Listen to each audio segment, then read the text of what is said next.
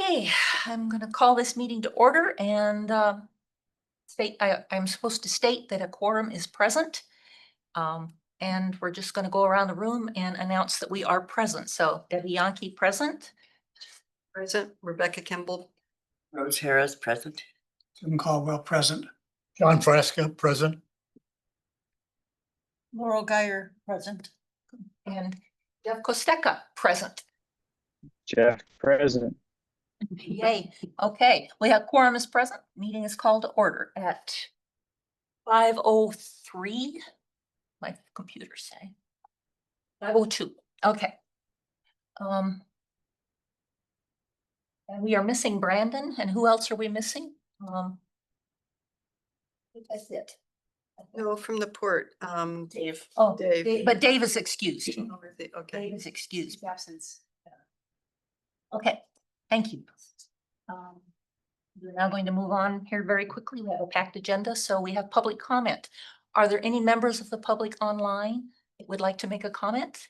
There is not. No one online. No Is one online. any member of the public want, no? That's a no? Okay. No. You're not a member of the public. Oh, no, I'm not a member of the public. I'm just a citizen. I don't know, do we take comments from board members at this time? If one wants to make a comment? No. No, okay. Okay, so no public comment. And then we're going to move on to the consent agenda. And I remember to read them out. Okay, we're going to move on to the consent agenda and we would like to have comments or I'm going to call for a motion to approve consent agenda. All those in favor, please raise your hand and say aye to vote. All, Aye. Aye. Aye. I'm not on the board. You are. you are I now. am? Yes, Okay. we haven't introduced. Why Say haven't we again. introduced her? We did. last months ago. Last month. Should, And I didn't. should we do, is this a motion and then a second and then, The consent agenda? yeah. Is it call for a motion to approve the consent agenda? Yes. Okay. Did anyone make a motion? Becky has motion made a to motion. Is there a second? Yes. Okay, Rose will second. So all in favor of approving this consent agenda as it stands? Yeah, aye. I'm sorry. Aye. Gave this job up You're doing great. You're and doing our, great. and our chair is in the hospital. So I am the alternate for this moment. So please be patient with me because I gave this job up. I know. Yeah, I just saw her Saturday at the, That's what everybody, yes, she's in the hospital. oh darn. Oh, darn. We hope she will get out tomorrow. Okay, then we're going to move on to the JTA board update. I guess that's And that would me. be you, sir. Yes. Hello, everyone. Your brother. Yeah, happy to be with you guys today all in person. At the last meeting of the Jefferson Transit Authority Board, it was packed. I think we approved the final draft of the COA. We have a hearing. We have a hearing coming up for the TDP that you guys are looking at today, I think, on the 15th of July. And we're also going to imminently set up a hearing for the actual changes, the implementation of the COA that we can this year. So some changes afoot there. We approved the recommendation from Nicole and the staff to move forward with Barker Creek Consulting as well as Bassetti Architecture on the Haynes Street update. So the same folks that are working on the maintenance facilities building out here are also going to be designing the Haynes Street upgrade as well. So I think that's just, we've got good partners, keep using them. And I don't know if I told you this before, but I've gone cross-country skiing with Christian, the architect. So like 25 years ago, I was like, I know that guy. And then small capital change, and then the Gateway Visitor Center continues to move forward. You know, we had to have that quick turnaround on the grant to discuss redesigning the Gateway Visitor Center so it could be the straight shot 1, 2, 3, 1, 2, 3, as well as perhaps some of our own local routes, turning it into more of a hub spot. So that project has been completed, and I think pretty soon Nicole will start the communications with the county on talking about purchase of the property. And then I met with the Tourism Coordinating Council yesterday with representation of the Gateway Visitor Center, and they would love to have Nicole or someone else come to a September or October meeting of the Tourism Coordinating Council to talk about the project and hear their pitch, that there's plenty of room for everything there. Yes. Room for everybody. Great. And I think it was a packed meeting, like always, but I think those are the high points. Do you think I missed anything there, I Nicole? think that just about covers it. Unless there's any questions from the tag. So, oh, go ahead, Tim. Yes. Okay. Representation from the city, was it there as well? Was lodging tax advisory committee? At the TCC? Yes. Not at this one. So we've actually moved the TCC meeting so we can have more communication with the city, because our meetings were happening at the exact same time. Second Tuesday. So we moved to the first Tuesday of the month. That's why ours was on July 1st. And we actually are talking about working with the city more. So we're inviting Shelley Levens to come and talk about their LTAC process and everything, which we're looking to take some of those practices into the county side as well, including turning our TCC more into kind of the marketing group that the city has, kind of dovetailing with that. Exactly personally what I like to hear. Thank you. Yeah. He's smiling. Is that it on your report, sir? That is it, unless there's any more questions. Thank you very much. Okay, we will move on here very quickly. We're actually ahead of. I can take more time. I'm sure somebody else will, not to worry. We are now up to staff reports, and JTA staff will present their reports. I Okay. don't know where you want to start. So I just have a few bullet points, so I'll hit on those. First, just wanted to provide an update about our technology project that we're working on. As some of you know, I think we've talked about this, but Jefferson Transit hired a project manager to help with improving some of our technologies. We've hired Left Turn, Right Turn. That name should sound familiar They're because wonderful. they just completed our comprehensive operational analysis. We are breaking that project up into two parts. The first part that we're going to focus on is replacing our paratransit software. And that really is more of a back of the house. So it's the software that our dispatchers are using to create manifests for Dial-A-Ride. We'll also be looking at maybe some software that has more of a front-facing approach. So individuals that want to book their own rides may have the opportunity to do that versus calling in. But really, we're starting the process of sourcing some softwares, and then we'll be testing softwares before we're making a decision. But they're going to help us with the procurement and the kind of crossover between the product we're using now into the new software, and then helping us make sure that that launch is smooth. The second part of that project, which I think is of interest to, I don't know where Jeff went, most of you, is we've been talking a lot about a CAD AVL system, which is a system that will help us be able to launch some technology such as Where's My Bus. When we get to that phase, we might be shoulder tapping some of this group to help us in that process and get some feedback through that.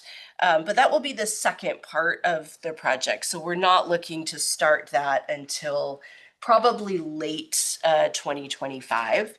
And that is because our paratransit software right now is sunsetting out, and it's hardly being supported. How old is it? It's not that old, but it's complicated. It's like Route Match was its own company, and then they sold to Uber, and then Uber sold the product back to TripSpark, and we had tried to get away from TripSpark. That's why we went with Route Match, but no one really wants that product. They're not in love with that product, so they're not supporting that product, they're not selling that product. And it's a product that never really lived up to what they sold us. Really, the idea behind hiring the project manager is to help us ask the questions that we didn't ask or we don't know to ask, because we're not technology experts. But they've done this for other transit agencies. So I have a lot of faith that they can help us get to and identify and source a better product and then help with that installation. This is the paratransit This software. is the paratransit. We don't know what we're getting yet. Not yet. We have really just launched the project. Over the next 2 weeks, they'll be meeting with, Sarah, does mobility and dispatchers and myself, and then Miranda, I forgot to talk about the money. And so all of that, and working with Daily Computers, who is our IT company that we use. So really just bringing in all the stakeholders to get a better idea of what's working, what do we want, before we can really start digging into creating the RFP and putting that out. Can I ask a question? Yeah. Implementation, these kind of programs often have a long tail on them. So does left turn, right turn stay through as long as it takes to make sure that it's like Yes. up, operational and fully integrated? Yes. And we asked John Nowak to help us with sourcing a project manager and creating an RFP for that piece of it, that really had written that in. Like you don't just get to identify, like we need you to identify, help us identify and then implement and kind of be here for that portion. So yes, they will stick with us and make sure that we're taken care of through the point where we accept the product and have demonstrated that it's working. So lessons learned. I have real high hopes for them. Also, one of left turn, right turn is out of Toronto, but Pia, who helped us with the COA, she now lives in Victoria. So very quick. She likes to just take the ferry over and she can get on Column Transit and Jefferson Transit. Bada bing, bada boom, she's here. So someone who's closer. So that's really nice. And Tim, did you have a question? Well, you kind of answered the question. This is a lot of head work before you even know what to ask to put out an RFP for Yeah. a transit system. Yeah. I was just asking at this point, does Echo figure in anywhere in this kind of, other than maybe a communication link, in terms of what they do that's, I guess, supports paratransit? Is there any kind of a link between transit and Echo on that? Not right now. Any other questions about this part before we move on? Okay, we, Jefferson Transit Authority Board adopted our comprehensive operational analysis at the last board meeting, which is very exciting. That was a year-long process. And I know that Left Turn, Right Turn has given us all some presentations. And all of you, I imagine, have taken the time to read the document. So we're all up to speed on what's in it. So thank you. What I love so much about that document is it's very implementable, in that they gave us recommendations that we can use. It's not a document that's going to go on the shelf. It's a document that staff is going to continue to be looking at and working towards implementing those recommendations. Staff has identified 3 recommendations that we believe we can implement in September. The first is adding a midday Brennan run. The second is modifying our number 11 route to add more frequency through the downtown uptown area. Our proposal is that we stop running the 11B and we only run the 11A, and we do that every 20 minutes. So we're increasing frequency. The beauty behind the every 20 minutes and doing it one way is Jefferson Transit can do that using the same driver and the same bus. So that doesn't require an additional driver or an additional piece of equipment. So all we're doing is adding miles and some fuel, but we're not needing another driver or a bus to accomplish that goal. Also, some feedback that we received was that it can be confusing. The A and the B can be confusing. What side of the street am I on? So you're only doing a shuttle every hour, and it's like, no, we're doing it 2 times an hour, but only 1 time an hour for the A and then the B. So I think that if we can really just start kind of highlighting the fact that we're going to be through the downtown uptown area every 20 minutes, that'll maybe make it a little bit easier. And then you can know what side of the street to stand on. I just have a question. Yes. And that is, when it's late, how are they gonna, like, today I took the 11B to get to the transit station so I could catch the 6A. And it was a full 25 minutes, not 20, because there was a lot of people on it and the ramp and all that. So then what do? They just keep running. They just will be 5 minutes late Or and catch up a little bit as the day goes by. to catch up. on Yeah. time. So, we'll be starting it in September, so not at the height of tourism, when we're downtown. But we've been testing it. So it's, we've had operations out with the driver and a bus to test. What does it feel like to do 3 in an hour? What does it look like to do, 3 in an hour and then the next hour just keep going? Because we want to make sure that if we're saying we can do something, that we really feel like we can do it. There have been some recommendations that we modify that route a bit, or maybe make a detour here or there. But doing that would not allow us to be able to do that within the every 20 minutes. If we do get far behind, that is why we have dispatchers who can then possibly pull someone from a break or try to help them catch up, which sometimes we need to do if the bridge is open, or if we hit traffic somewhere. A lot of the times, a driver will jump in and say, yeah, I can do the number 4, and then that kind of keeps us on track. So we try really hard to make sure that we're kind of exploring every option to keep the routes on time. But I mean, things happen. So if we're I think that AVL will take care of that. People can look and see where their bus is, but we also have a notification. we Oh, do I'm have the sorry. notification. We have a notification if people Yeah. take advantage of it. Great. Jeff, go ahead, please. Yeah. Question for Nicole. So I think there's 2 stops downtown on Water Street are they coming out then? I think they each have shelters, and what is the plan for those shelters? So that is a good question, Jeff. The shelters will come out. Those shelters they need to be rehabbed. They're not pretty shelters, but they're good shelters. So the plan is we'll pull those shelters and then do a little rehab on them. So paint them and fix the top. I'm not sure if anyone has seen that. I don't know if anyone is examining the shelters like I am, but there's some parts of it that can be rehabbed, and then I think we can reuse those shelters somewhere else. A brand new shelter costs us roughly $10,000. So if we can reuse a shelter, we will. Does that answer your question? Yes, it does. And maybe we can coordinate. I know we talked a bit about Washington Street. Maybe we could, working on a sidewalk design, maybe we could coordinate there if we have enough funds to provide a widened sidewalk for a relocated bus stop. But we can talk more about that at another time. Okay.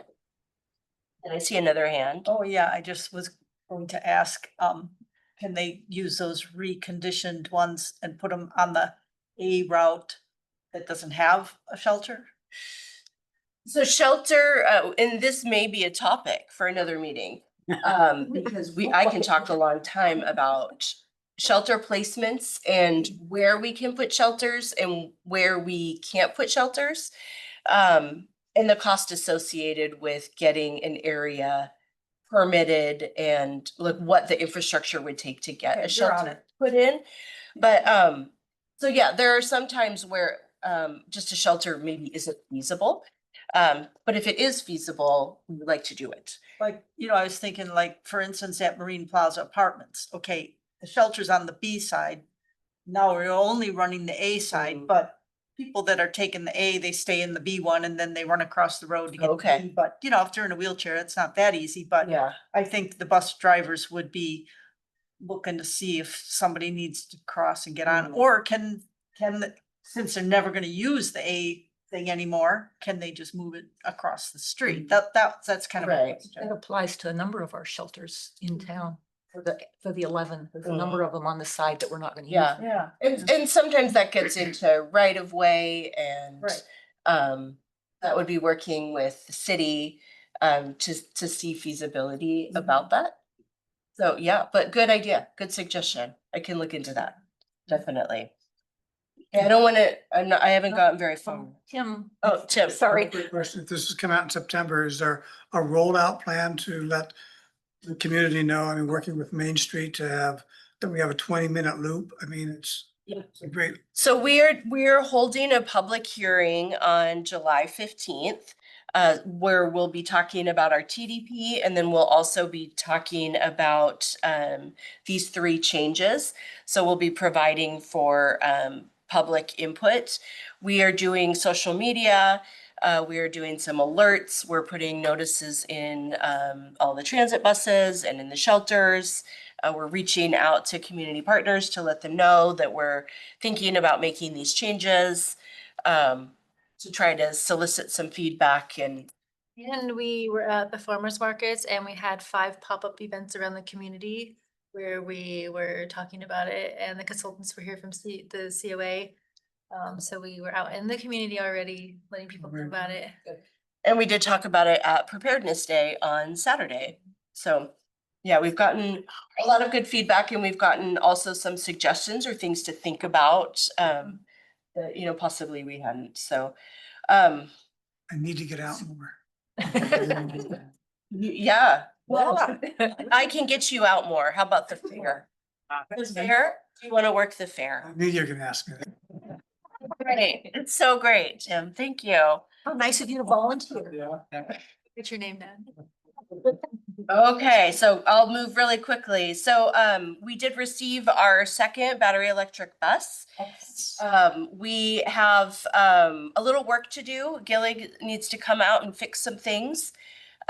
We also need to train all of the operators on the bus. It's very similar, but you still have to train all the operators on the new piece of equipment.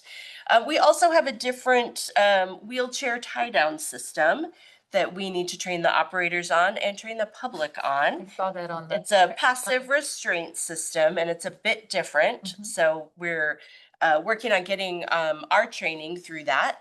And then we'll be providing that training to, again, all the operators and the public.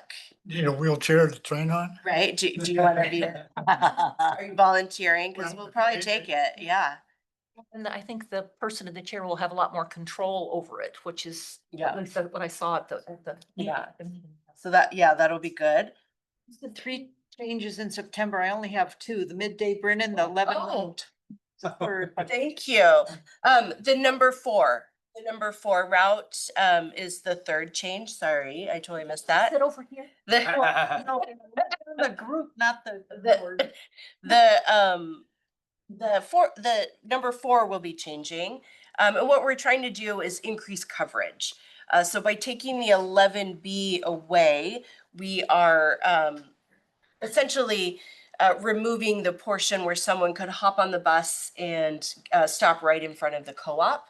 So we're altering the number 4 so that when the bus leaves Haynes Place, it's traveling down Sims, turns up Kearney. We hit the co-op stop. Right. And we're going up Like that. 19th. Yes. Where's Scott when I need him?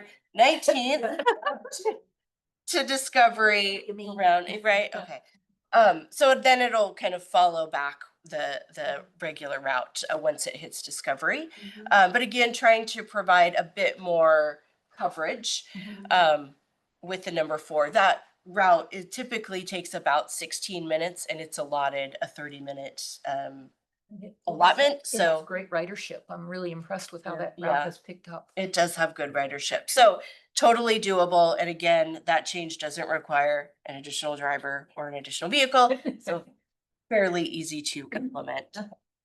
Tim has one more question. Okay, The electric buses, Yes. where are they slotted to? What routes are they planned for? So right now, we are not saying like, oh, the electric bus will be on the number 7 route or on the number 4 route, or because of the way we put work together, a driver doesn't do the same thing consistently. So right now with our electric buses, we're putting them on routes that are a bit shorter. Because they will leave, go out, do their route, come back, charge, and then go back out. Whereas a diesel bus, you can just send it out all day and it's fine. With the electrics, we need to bring them back here to charge. but you And can then fix that. and then send them back out, and hence the Haynes Place project, where we are looking at getting technology at Haynes Place where we can charge en route and then keep that bus out all day. So I can't tell you specifically. It'll, we've had great luck on the Houston. It can do a 7. We haven't sent it to Brennan and back because any route with the Brennan tends to be a bit longer. So right now it's typically a shorter morning and then a shorter afternoon. Yeah, I got to ride it on the Kingston runs. Oh, yeah. I just think it would, if particularly if they roll out a 20-minute loop, to have an electric bus doing it into town. So Gillig, right now does not make a 30-foot electric vehicle. They only do 35-foot electric vehicle, and our trolley, which is a new bus, and it's gonna be with us for a while. You can get a trolley package on an electric bus, but you have to get it on a 35-foot bus. And right now the 30-foots work best for downtown, especially when going through Water Street when it's very narrow. And some of Turn those them turns. plaza. We're gonna fix that, have them all stop at the park and ride, take the electric bus downtown. So we have guests today. Yes, we do. Yeah. So we gotta We gotta move on. gotta keep on. Thank you. Staff report, anything else? You No. wanna- I do, but we're gonna move on. Okay, ridership is in your packet, if you would care to look, it's very, I think, very good news in many ways. We are going to move on to unfinished business, and please say you don't have any, so that we don't get behind. Does anybody have any unfinished business that they would like to add to today's agenda? I'd appreciate a lot of. Okay, no unfinished business, thank you very much. Does anyone have any new items to add to today's agenda? Really like a lot of no's as well, thank you. Okay. We have 2 guests I'm very happy about, under our new business. Amy Howard is going to speak to us. She's the City of PT Deputy Mayor, and she's going to speak to us about how transit supports housing affordability. Amy. Oh. Oh, I'm gonna share your presentation in once. would you like a place to sit? Rather that I was standing or at the table? Whatever's comfortable. Where would you like to be? Where will the presentation be shared from, to, or to? That's there and there, I Just use I this. think I think there. Okay. Because For you. to be completely honest with you, I didn't prepare my remarks to go along with the presentation, so I have to see what's on the screen. And you'll fit right in with the rest of us. You belong here. So how transit supports housing affordability was the topic that I was asked by Linda to speak on. I'm sorry to hear that she isn't here today, but Deb chairs the meeting in my style of, no, good, okay, moving on. So You don't get to say anything. go ahead and to the next slide, please. There we go. Hi, I'm Amy Howard. I am the Deputy Mayor of Port Townsend. Welcome. You can go to the next slide. That was just in case there was anybody here that I didn't know, but I'm at least passingly familiar with most of the folks here, so thank you. So housing affordability is obviously an ongoing crisis. We are aware of this. Housing and transportation are 2 of the top household costs. So anything we can do to help reduce transportation costs helps reduce the overall impacts of some of that crisis. It is fairly obvious that many people live far from the job centers. So even if you live in, downtown Port Townsend, there is some affordable housing there, but it is a very limited amount. And we find ourselves, as I'm driving out of Port Townsend today to come out to the transit, I'm in this long stream of cars at 5 o'clock. That is this mass exodus from town. People are going out to their homes further out. Transit can help with that. How many, all of those cars, most of them have one person in them. That takes up a lot more space than when you fill a bus with people. So these are things that I'm speaking to the authorities on. So you know that this is true. And go ahead to the next one. An interesting fact is that owning a single car costs almost $10,000 a year. When you factor in insurance, gas, none of that is going down. It is only becoming more expensive to own a vehicle. Often people in 2-income households have to have 2 vehicles to get to where they're going separately. However, transit, less than $1,000 a year on average, and in some cases, like luckily us, free. Yeah. We prefer zero fare, but. I'll keep that I'll in mind get for that future on. slides. It doesn't. Zero fare. It is not, I understand that it is not free to run, but it is free to use. So that is a There is specific free. difference You're there. very correct. Yes. And as an obvious statement, that's $9,000 or $10,000 here of something that can be allocated to rent, mortgage, or savings, or just generally better increasing your quality of life. All right. Back to the obvious, transit connects people.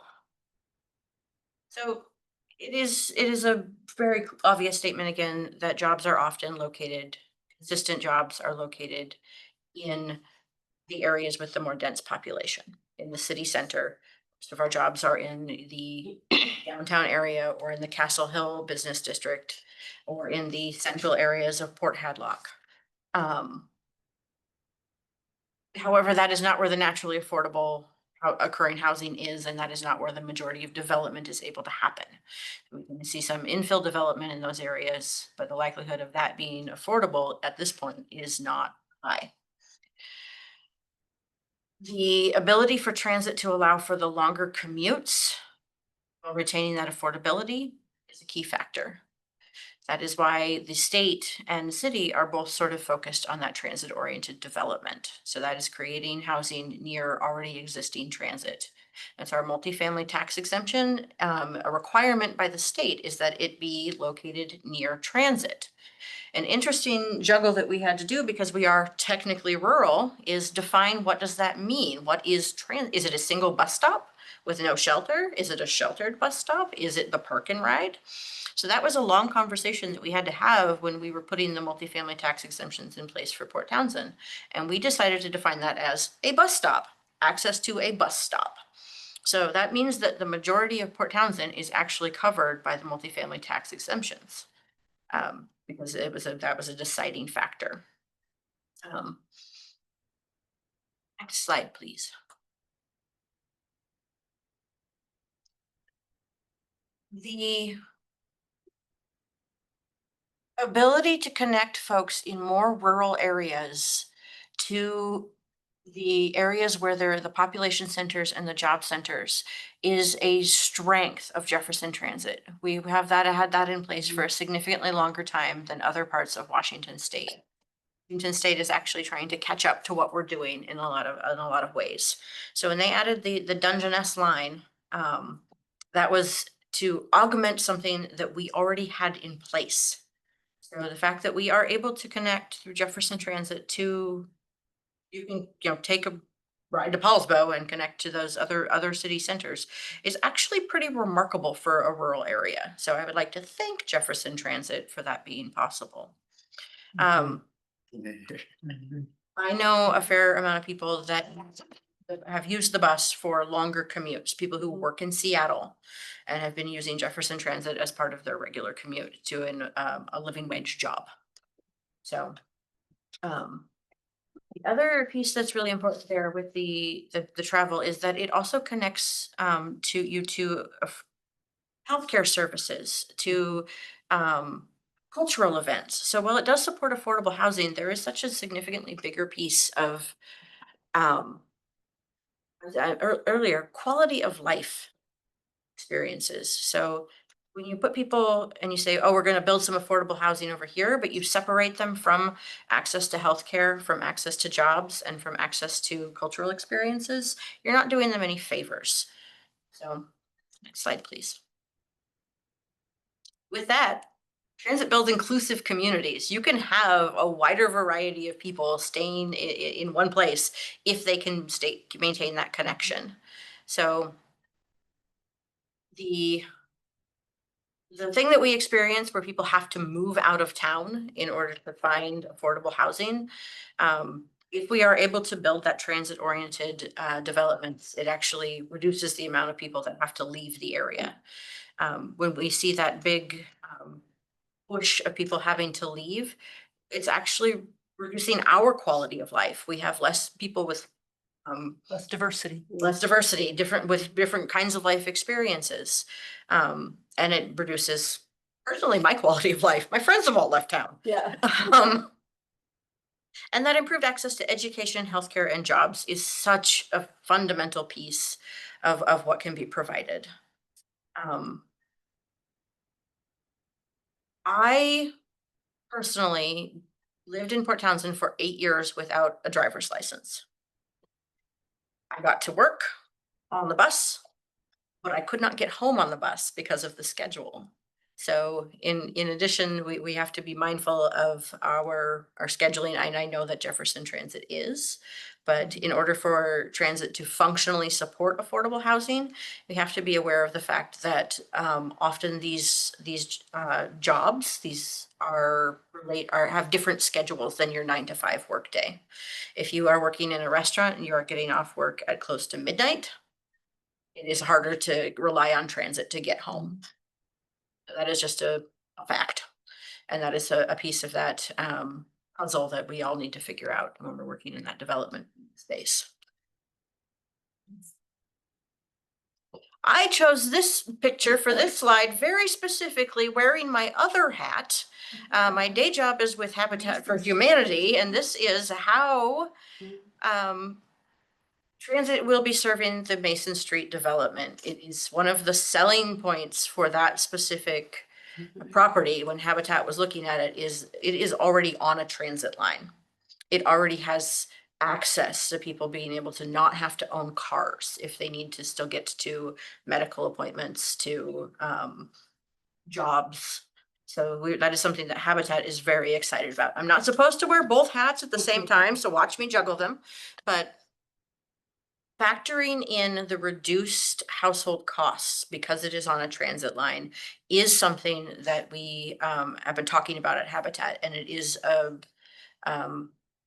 conversational factor in in the decision of how much parking do we build above minimums and those pieces. So overall, if there is reliable transit, it supports equity and stability. It's just a fact. So what can you do? Obviously, you're doing it. So the funding, supporting transit-oriented development policies, transit-oriented development policies.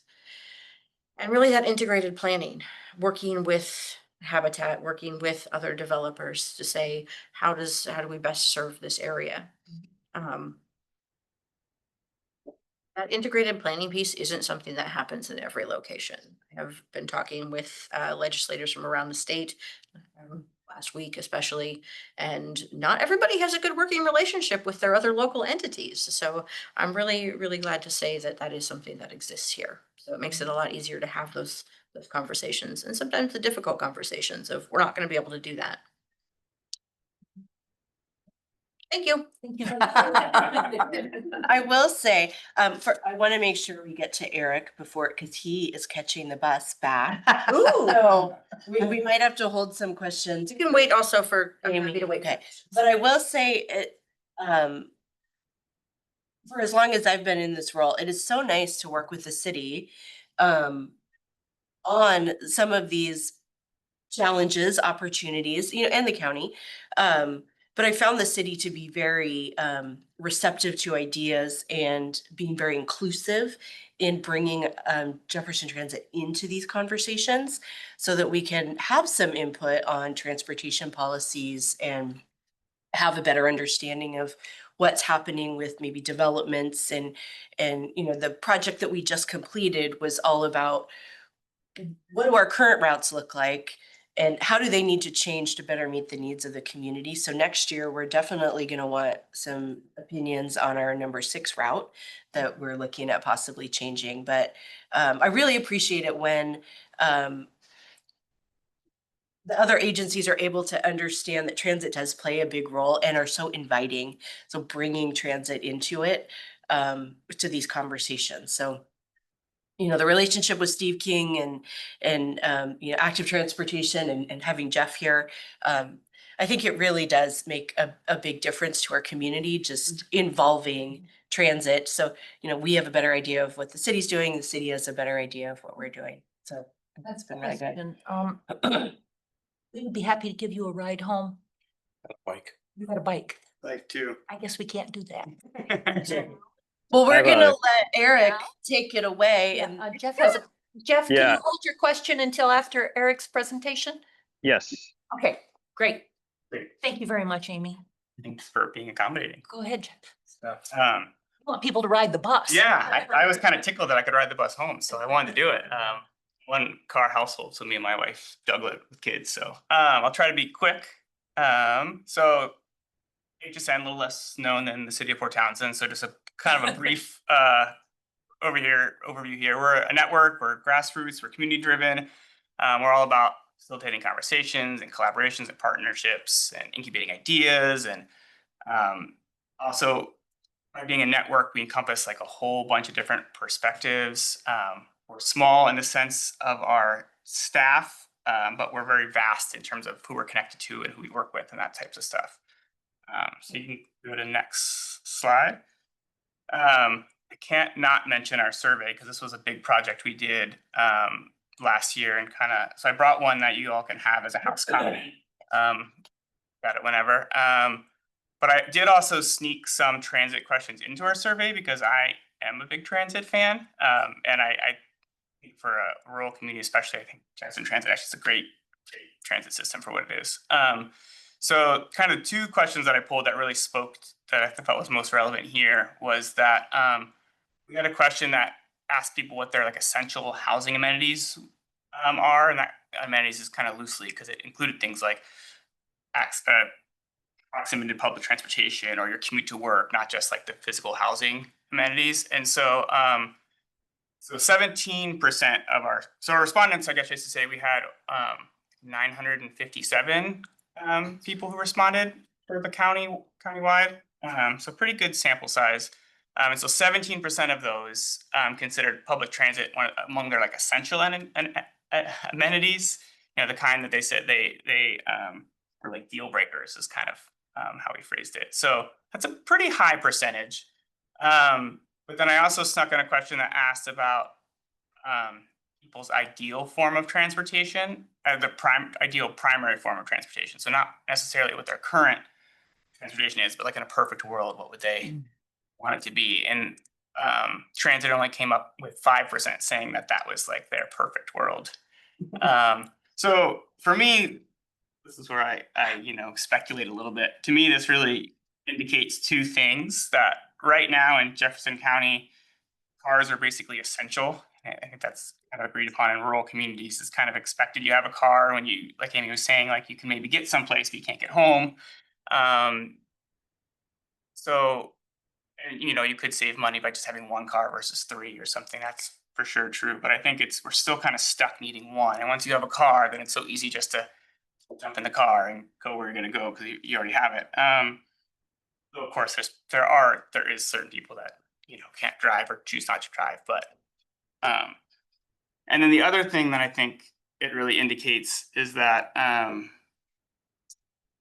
people are having a hard time imagining what it would look like if we didn't have cars. Like we're so used to it that it's kind of hard to imagine, and that's why with only 5% could say that's like their ideal, because can't really imagine, like, what if there was just trolleys going everywhere? I was like, you know, I got little kids. I don't know if anyone's ever watched Daniel Tiger, but you know, you ride or Mr. Rogers, I guess, which is what Daniel Tiger is based on, a little trolley that just goes everywhere and just whatever drives cars in that world. So, so I think Puppets don't have feet. unfortunately, this really sets up for something to be bigger than Jefferson Transit alone. It really speaks to kind of a culture shift. And Just us, in the- everywhere. everywhere, right? And it's not just people in affordable housing, it's like everybody in all the housing that kind of need to embrace it. So that's kind of a hard conversation to have, and it's definitely one that will get a lot of pushback. But I think it does kind of fit with the sense of the values I get of people that live here, which I don't want to be presumptuous in explicitly stating. That's kind of Amy's job, sort of, with the comprehensive plan. So, but if you want to go next slide, kind of the takeaways from our survey that I think do overlap here is that there was a strong indicator that people cared about their open spaces and their public spaces, and that and this wasn't in this, they cared about open space, but not like the privatized sense. Like almost 70% of people were fine with either a small yard or no yard, as long as there was like some Shared kind of space. shared space nearby. Yeah. And there was also big indication that people valued smaller homes. 3/4 of people in our survey said that homes between 400 and 1,600 square feet were like their ideal was in there somewhere, for 75%, which is pretty good since the currently the average like new home size is over 2,000 square feet. So we're a little bit different here in that way, which is great. It's a great thing. And then single family homes, specifically detached single family homes, are kind of like the cars of the, you know, like what to housing, what cars are to transit. It's still what most people kind of imagine themselves living in.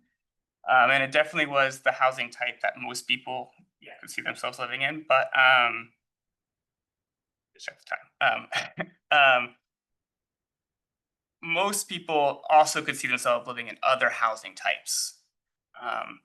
Maybe about 20% said like only single family homes. So that's kind of the other takeaway from our survey, is that there's this interest in like small multifamily housing, you call it. So like quad? duplexes, triplexes, quads. Those are the most. Then townhouses were pretty high, and then a little bit lower, maybe like live above of businesses, and like small apartments under 20 units.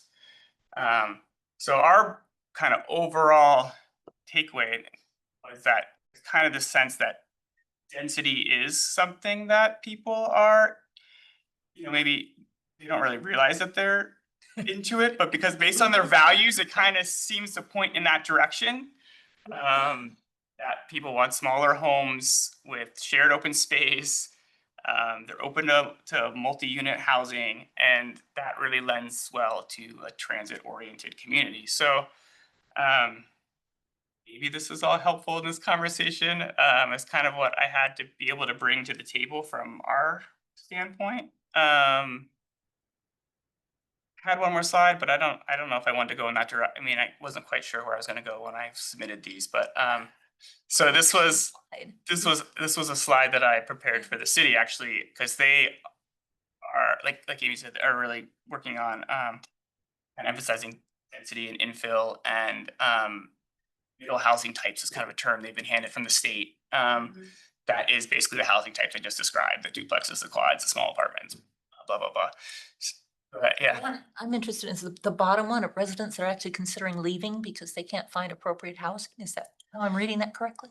Yeah, so this was showing the interest in those housing types by different population groups in the survey. So we had a question asking people about their changing living situation in the next 5 years, where they thought, you know, if they thought they'd buy a home in Jefferson County or rent a home in Jefferson County or leave the county. And of the people that said they could see themselves leaving the county in 5 years, 63% of them would consider living in these housing types. So it's kind of one of those things like, If we had it, they'd if stay. we have it, they might be able to stay, right? They're not like single family home or bust. They're like, I want to live here, but you know, even if it means living in this housing type kind of thing. So You define middle housing for everyone? You. so we did our survey not necessarily with middle housing in mind. So there's there's like kind of like the state handed down definition. And I tried my best to tailor the housing types that we had in our survey to the middle housing. So for our survey, it includes the duplexes, triplexes, quads, those row houses or townhouses. Small apartment. I think I maybe included small apartments, the under 20 unit apartments. Yeah. The city and the state also include like courtyard, and cottage housing and like maybe like sixplexes and stuff like that. How about condominiums? Not necessarily, it depends on, those could be, but those are kind of, those are more of an ownership style than actual, you could actually kind of minimize like a fourplex. In theory. So, but, so that's kind of what I have, but I'm happy to spend a couple minutes with questions. Very specific number of minutes. Is your bus? I think it's at 58. Any questions for Eric, please? So- Anyone? Got a bus scheduled here for you. It's number 7, isn't it? 58 from here? Turn to number 7, that's what page it's on right now. Give it. I just had one question that kind of goes to both points. You talked about earlier that it was determined that a bus stop determined that it was part of a place for, to be on a track for housing. Can the city just kind of do an Oklahoma land rush and put? Bus stops everywhere. Just- The issue there is that it still has to fit a couple of other parameters, and that would be wonderful. Could you serve them? Yeah, it has to be on routes that exist. Mhm. But that's my point. It's a chicken and egg though. And I absolutely agree that if you have very robust transit service between here and the tri-area, or if you could do 20 minutes in the tri-area, like we're doing 20 minutes downtown, uptown, I would think that you would have a much better draw for more housing in that area. But you have to build it first and then transit goes out there, or can transit put out a plan that says we expect to have a network of routes this far out over the next number of years? You've identified the chicken and the egg. So, Amy, if there's a number of housing developments kind of in the hopper right now, particularly around San Juan and F Street. And there is already transit there, which is amazing. But I also know that there just was a large parcel purchased, 33 acres, kind of behind Blue Heron, that isn't going to be on that. So is there an incentive for like the Old Nomura property or for Bayside who might build over there? Is there did they get a bonus for being on transit in any way? It's possible that they would qualify for the multifamily tax credit. It's possible. I can't speak directly to it. I don't have the information or authority, actually. Just curious. Authority than most of us. Sure, but I don't have that one specifically. Okay. Which applications for the MF do they have? What's that? How many multifamily tax exemption applications have you guys processed? 0. We've been on the books for a long time. Yeah, Port Angeles is the same problem. I mean, it's like, so why? This is actually across the state. There have been very, very few people who are developers who have actually been able to use the credit. It's actually something we are looking into figuring out why. And actually asking the state to help us look into figuring out why, because they've got a lot of extra money laying around to figure out why. Right. Does anyone have questions for Eric? I don't want him to miss his bus. Go ahead, Rory. Not a question so much as thank you for your presentation. And I'm officially at this point in time representing Bayside, and I will be reporting back. And that's because Michael Moore, who usually intersects, is on family leave right now. So I quickly got scuttled around when I found it out and got upstairs and with the big guys and notified Gary Keister. So I will be reporting back what I've learned. I'm happy to come there. Yeah. Oh, that would be wonderful. Yeah, anytime. Yeah. We'll wait till after Michael comes back. He gets paid. Miss your bus? I don't want to keep you here and miss your bus. 2 minutes. 2 minutes. I think we're gonna. Thank you for Thank you so coming. much. I'll talk to you later. Yeah. Go back to Jeff. To Michael. Jeff still has his question. Go ahead, please, Jeff. Yeah, So just a plug for the comp plan. Yeah, we don't have a lot of multifamily. It'd be great to get more people living on bus routes. So, you know, I'm on the engineering side of things, but you know, it's a good time to be looking at our zoning map. Where can we build multifamily? And then more importantly, I think it's also a time post comp plan as we redo our development code. What kind of housing do we allow? What is the max building height? What is the zoning per acre? What are the setbacks? What is the coverage area? These are all restrictions that we have inherited in our code that now is the time to be thinking about those and approach the process. Thank you for that comment. It's the county in their comp plan process too. About the same place, yeah, we're having a hearing here soon in June or July, but, It's comp plan time. yeah. I like we inherited this because we all did inherit this and we have to fix it. Yeah. We have such a vast quantity of single family and we need multifamily It was housing. very diplomatically phrased. Good job, Jeff. It was telling in the Housing Solution Network survey that single-family housing is by far the preferred alternative. So in the same way that there's Too. a conversation about transportation and you know, multi-person transportation, we need to find multifamily housing because we're not gonna single-family housing our way out of this. Switch hats again there. Habitat, one of the conversations when we built the paired houses on Landis Street and when we're building the cottage housing that we're now building on Cliff Street, the question was, do people want to live here? Will they want to purchase these very houses that are very close to each other, that have these little tiny, you know, it's a postage stamp yard and then a big shared space like that? Oh, yeah. Versus the alternative, I'd rather have a single-family house. I mean, I guess we just have to eliminate all the cars and then we can probably get people on buses. That'll work. But the price of gas. Okay, any further questions about this? I just want to say Bayside has bought some more real estate with matching grants with some of those beautiful board members putting up matching money, and they're buying real estate. We got Michelle Sandoval on our board now. She's helping and asking the right questions to educate the people with a heart that don't know the answers to don't know how to ask any questions, but they just purchased, they're in the process of purchasing 10th Street off of Sheridan where the tiny home village is. And they're moving the tiny homes out to Hadlock to Peter's Place and building affordable essential worker family housing. Multiplex, they're working with architects right now. So it's just in the planning stages, but that's one of the things that they always consider is transit and transit stops. And so that's just one property. They bought the Woodley Place, that's permanent housing now, remodeled all the rooms for permanent single people.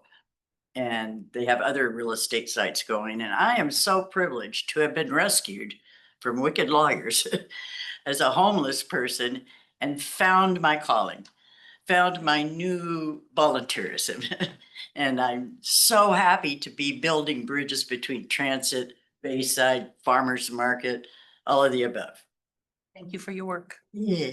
Any further, Kind of fun. or shall we move on? Whole social life now. I'm gonna go.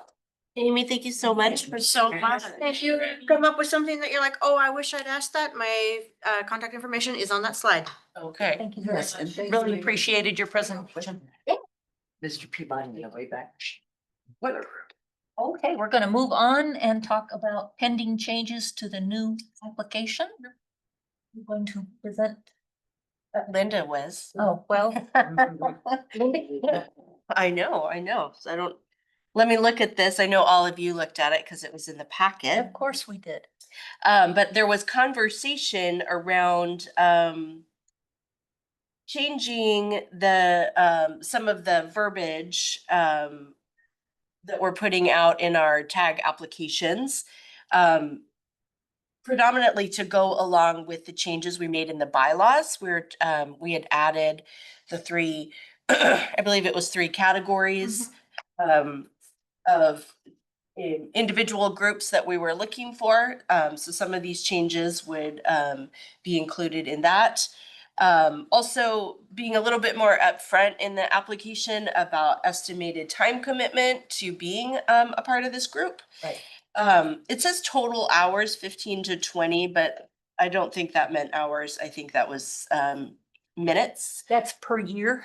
Oh, per year. Okay. 'Cause I was gonna say, I'm not even spending 20 hours prepping for this meeting, so I don't expect any of you to Yeah, no, that's part-time job per at year. to come to the meetings. But there is some work, pre-work to do, so we wanted to just be clear about the pre-work. And I just have that it primarily defines the time commitment expectations so that you come prepared for the meeting. and then attending some JTA hosted public events. And Tim has already volunteered for the fair, so that was really great.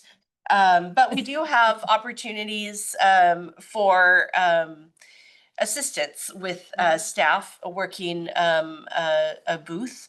The fair is a big one. I keep mentioning the fair because that's a 3-day event. And we only have so many JTA staff members. So any help we can get with the fair is appreciated. Also, any help we can get with the Quilcene parade and fair would be helpful as well. Parade. What's the date? Not in the parade. You don't have to be in the parade. Thank you. We're gonna put a vehicle in the parade. Last year I walked in it and then I said, I'm not doing that again. 20 something. I think it's not the weekend after Win and Boat, but it's like 2 weeks after Win and Boat. I don't have my calendar in front of me. You So have them those, all listed somewhere, but they're not on this page, unfortunately. and then also possibly being able to help with stakeholder groups or projects that staff is working on. In the past, we've really appreciated when folks have been a part of the climate action plan, been part of helping us with our schedules, and, making improvements to our schedules, the comprehensive operational analysis. Farmers market. Yeah, and so some of that kind of feedback has been really helpful. I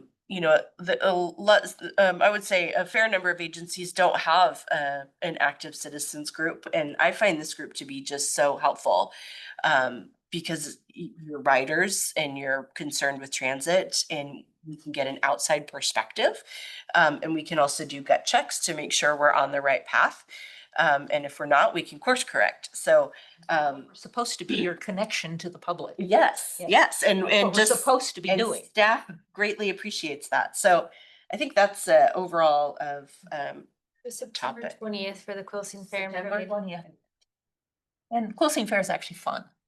You have to take the tent with you and you have to set it up, but the people are really nice. And and it's a lot Kelly of got fun. us a new tent. What I I didn't get to my report, but we have a fancy new tent that's blue with our logo on it, and been working really hard on signage and display. So yes, if you were at All County Preparedness, you would have seen it. It's cute. I'm sorry, there's so many tech. I'm sorry. Candy. But you could take the bus or one of the new electric buses to the burnout.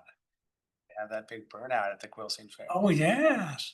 I don't know what that is. I don't either. It's where you get a new set of tires on it. You try to Wear 'em try to out. wear 'em out in one fell swoop. People take and I guess you have to have I think you have to have a manual transmission, so maybe you can't do it on the electric bus, but you can do it. That's a thing, huh? Yeah, that's the thing. I mean, you're at the Quilcene Fair, you. Is that How much rubber you leave on the road, yes. as gas? Well, yeah. Yeah. Well, I didn't create the event. But I Represented. just think it would be great to see a bus at the event. Oh. We'll look into that, Greg. Hair dust is a huge problem for salmon. Yeah. I mean, it's a real pollutant, and I don't know how to talk to people that think Well- that it's a cool thing. Well, I'm not, yeah. I know Jefferson. you're not one of them. In transit now, we're being required to purchase different kinds of tires that put off less of the dust. You can take the tires off and just do it on the rims. Go. Better. These are such good ideas. We should get Des in here.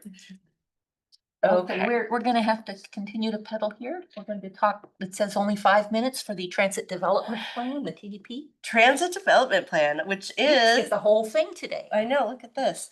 So first, Kelly designed the transit development plan. So if you're looking at it and you're thinking, gosh, this looks really readable and pretty, that is Kelly. That's exactly what I was Um, thinking. Is that what you were thinking? Okay, good. So for the transit development plan, it's a WashDOT requirement that each transit agency in the state submit a transit development plan by September 1st. So the typical flow, it's annual. Typical flow of this is that staff present a draft to the board at the June meeting. We hold a public hearing in July, and then we bring back a final draft to the board in August, and then fingers crossed, they approve it, and then we submit by September 1st. The goal of the transit development plan is to help WashDOT and the regional planning organizations plan for transit projects, vehicle replacements. They want to make sure that they have a clear understanding of what each agency is working on and working towards. Part of the plan is you take a look at the year prior, and each agency is to talk about their accomplishments. So this transit development plan runs from 2025 to 2030. But if you're reading it, we talk a bit about what happened in 2024. We're also writing this plan from the perspective of January 1. So we talk about what we're going to do in 2025. So if you read it and you're like, well, didn't you guys just do that? We did, but we Yeah, hadn't Right. January We had 1st. Interesting conversation about that at the board meeting. Yeah, so we're writing it from the perspective of January. So we'll make reference to we're working on a COA or things like that, and you're like, but you passed that. So that's kind of the layout of the plan. If Jefferson Transit wants to go out for a grant, whatever we're asking for grant money had better be in this plan. If it's not in this plan, we won't be approved for the grant. We also have our regional planning group look at this. And so when we're kind of as a group talking about projects, things of that nature, we're referring back to our TDP. We're also looking at some of the bigger planning documents that the RTPO or PRTPO creates. So lots going on here. What this plan isn't is a Jefferson Transit created plan. We can't just put whatever we want in here. You'll I like that see you had required that it elements. has required elements. So WashDOT wants to see certain things in this plan. What they don't want to see is a lot of things that muddy the waters, if you will. So so there aren't some things in this plan that you would think, well, why isn't Jefferson Transit talking about that? And it's because they don't necessarily want to see it in here. But Jefferson Transit does have a lot of other plans. We have a long range plan. We have a climate action plan. We now have a comprehensive operational analysis. So some of the things that may be missing in here, you can find in other documents. So, lots of good information. We do not have time for Nicole to read you this plan. Some of it has stayed the same from last year, but a lot of it has changed. So I encourage everyone to read through it. And really, we would love some feedback. So if you have some feedback, you're more than welcome to submit that to Amanda. You are more than welcome to issue a public a statement, and we can enter that into the public hearing. You're more than welcome to come to the public hearing and verbally give That's your some next meeting. testimony, which is on July 15th. So lots of different ways that you can provide input. If you find a typo, please tell us. Yeah, go ahead and email that information to us. We'd love to correct that before we submit to WashDOT. But if you have questions, comments, concerns, staff really do want to hear that. Again, this is a rough draft of the plan, Not so very- there's room for changes. But it's very well done. Well done. We tried. We tried really hard. And where is the July 15? The July 15th will be here and it will also be virtual. Okay. So, and I think that will be up on our website July 11th. I think it's July 11th. We will have that posted. It'll be on the website. You can click on the link. But yes, so, and remember at the July 15th, we'll be talking about the TDP, public hearing for the TDP, also public hearing for service changes in September. So please read it. Let us know what you think. And already we're going to make some changes because I think we found some changes to make in our fleet purchase, the numbers in that. So it is a working draft I have one until tiny little December. We will take it. typo, and I will give it to you later. Okay, very good. Thank you. Any questions about the TDP? Sounds pretty quiet. Jeff, have you got anything you want to say about the TDP? No, thank you. Thank you. Anyone else have any comments about the development plan? No? We're actually a couple minutes ahead of schedule. Thank you very much. We are moving on to agenda planning. Transit advocacy topics for September and November. The only thing that was listed in the last minutes that didn't get into this meeting was to review the Gateway Visitor Center site plan. But it sounds like you've already done that, or you're going to, the board is going to be doing that, and so we will have something to be educated about at our next meeting. Yeah, I mean, we could go over the actual plan if. Yeah, so we, at the board meeting, we discussed that, SCJ Alliance finished, the site plan. And, so we completed our work with the grant. So really what they've given us is a site plan with projected construction costs, and it's ready to go out for some grant funding. And the real question is does the county, do we work with the county to do that, or does Jefferson Transit look at possibly purchasing that piece of property? And if we're going to purchase that piece of property, we need to start having discussions. And so that will most likely happen in July. At the next board meeting. Probably not. Probably not. I think we need to have Not in July, no. some discussions. I'm sending a letter. I will start the process. I don't know if we'll be in August to be having that type of discussion, possibly October. There's some timing as well with a grant we got to put in EV chargers at the Gateway. So, you know, you don't want to stymie that. And like, so there's a subcontractor that still is going to maintain operations. So there's some details to work out, as well as the, you know, the disposition of the existing visitor center for the under the two options. So there's some kind of preliminary conversations before we bring it back to the board. The aspect of that plan that I liked the most is there was a section that is really just for transit. And that would allow Clallam Transit to safely pull in and drop off pickup, Jefferson Transit. And then I would hope that the Dungeness line would also consider adding a stop there and pulling in. The Dungeness line, that went out for bid, and Greyhound did not get it.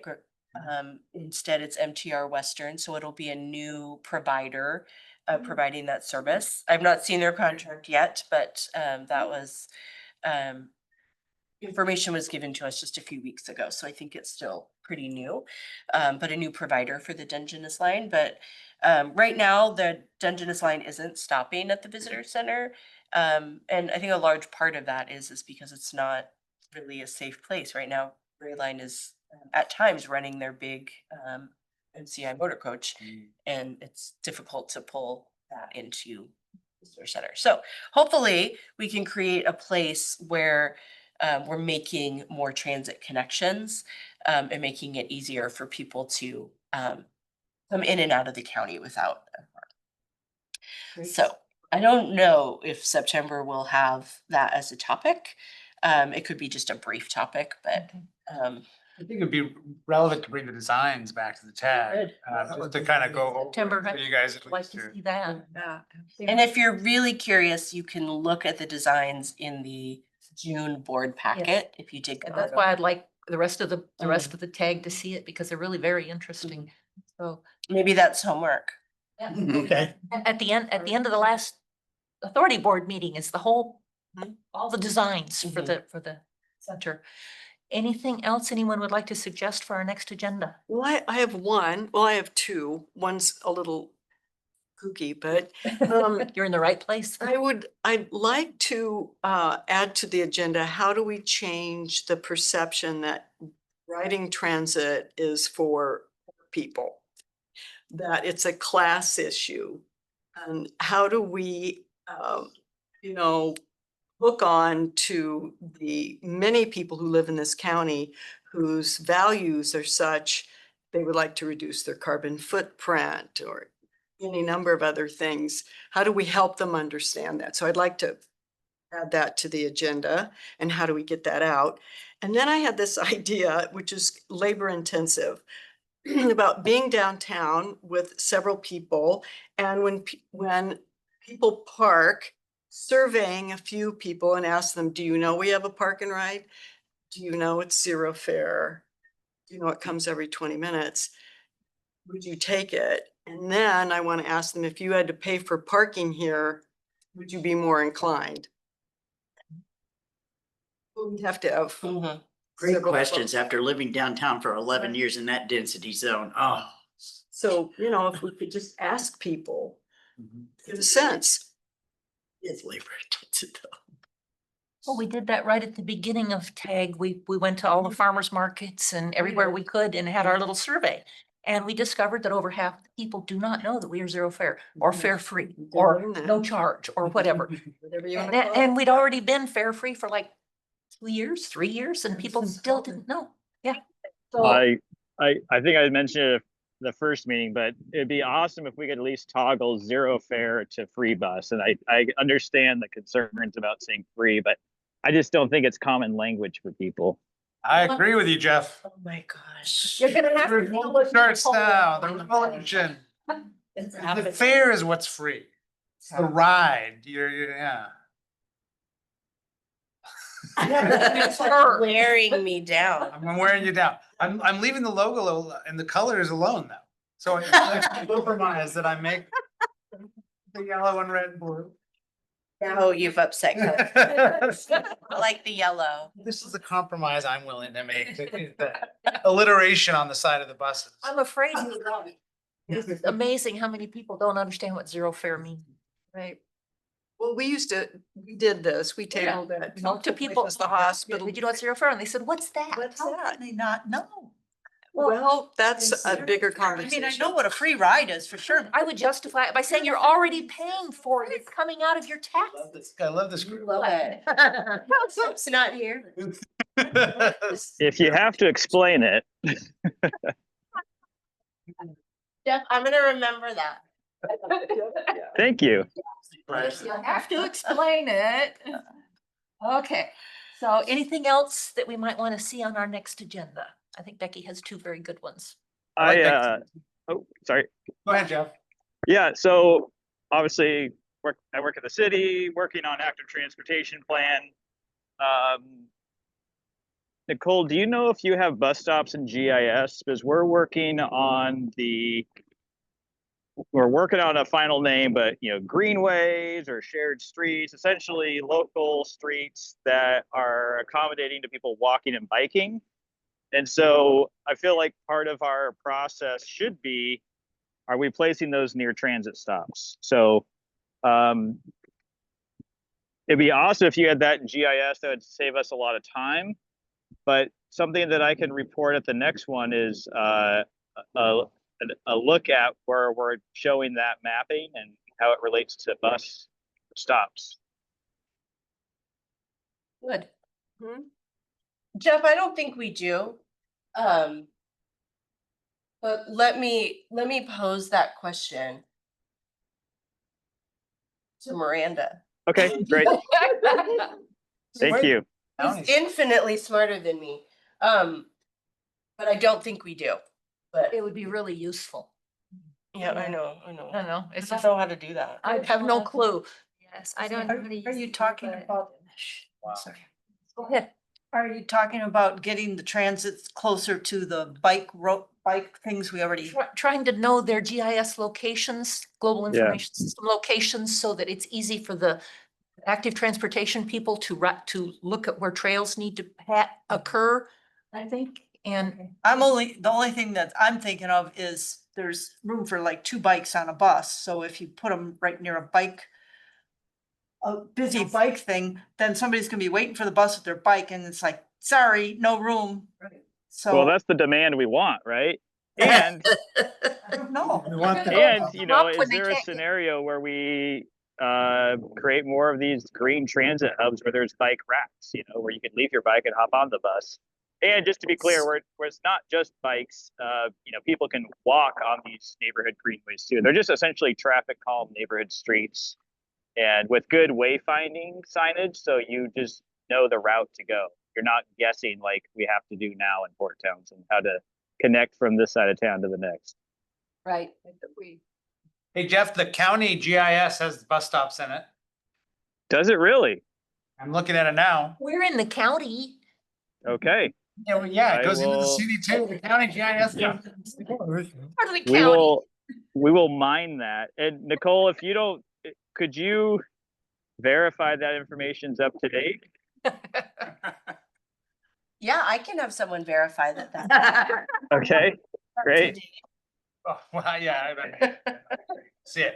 I mean, you can ask someone, I can put them in touch with our GIS because they want the information on our GIS layers to be accurate. So it's in our mutual best interest to get them accurate. So we can work together with the right people. Great. That's very good. Get stuff changes. I think we're gonna have a busy meeting next time. Or homework. We are 1 minute ahead. We are up to public comment, and is anyone online that would like to make a public comment? Can I make, I forgot one other thing. Can I, from my report, just that I didn't talk about it and it's a little, I don't know, transit, like, it reminds me of the library. You know what is checked out most from the library these days? It's a Wi-Fi hotspot is the thing that's checked out most. So our services always change, right? And I think transit needs to be flexible too.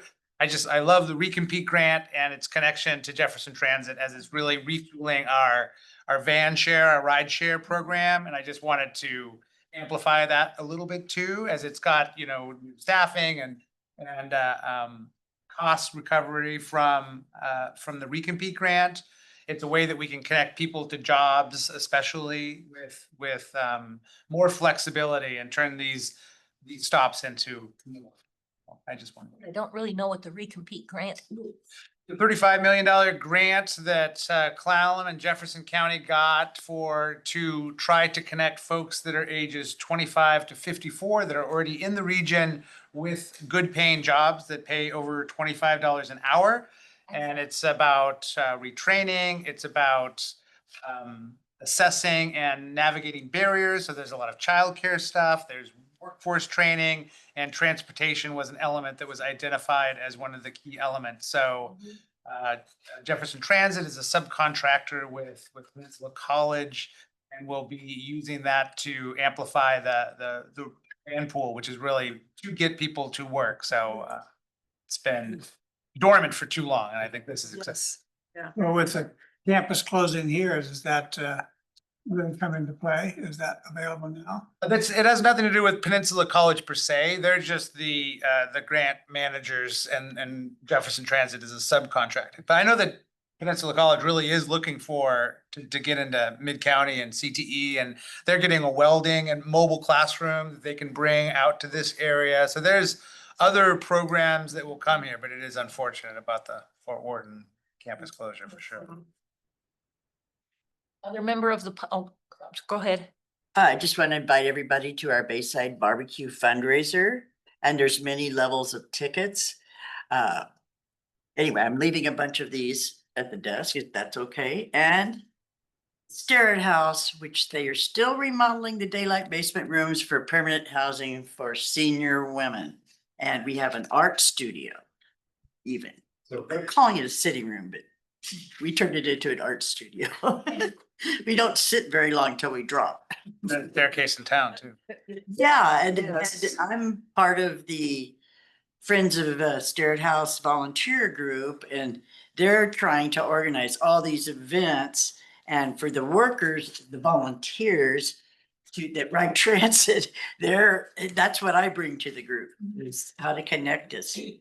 And 744 Clay Street is where I'll be living. Nice. Member of the public wish to make a comment? No?